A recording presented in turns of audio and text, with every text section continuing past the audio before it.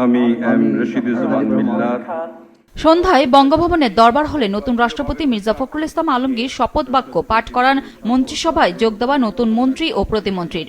আমি আইন অনুযায়ী সরকারের মন্ত্রী পদের কর্তব্য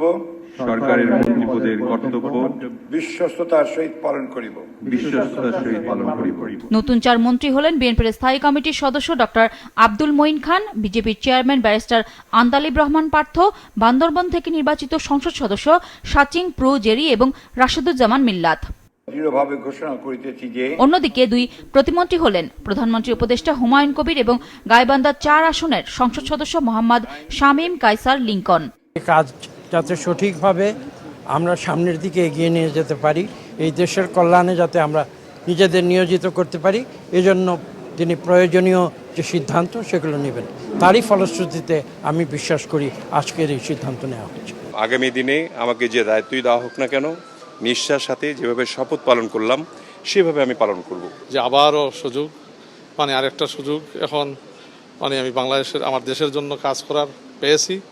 এর মধ্য দিয়ে প্রধানমন্ত্রী তারেক রহমানের নেতৃত্বাধীন সরকারের মন্ত্রিসভার আকার বেড়ে দাঁড়ালো 52 জনে।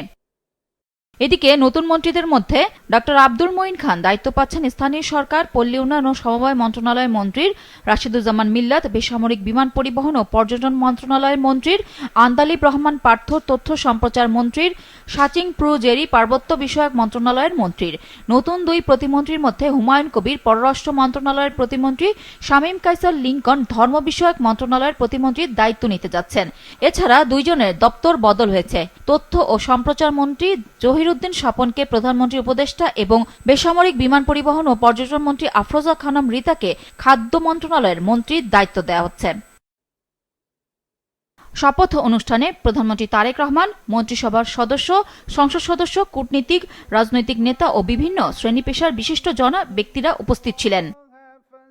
13শ জাতীয় সংসদ নির্বাচনে বিএনপি বিপুল ভোটে বিজয়ের পর গত 17 ফেব্রুয়ারি শপথ নেয় প্রধানমন্ত্রী তারেক রহমানের সরকার।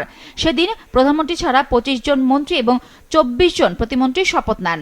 সরকারের সাফল্য ব্যর্থতাকে সামনে রেখেই গুঞ্জন উঠেছিল রদবদল আসতে পারে মন্ত্রিপরিষদে।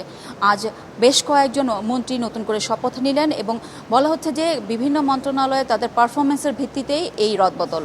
নুরুন নাহার বিলি, মাছরাঙা সংবাদ, ঢাকা।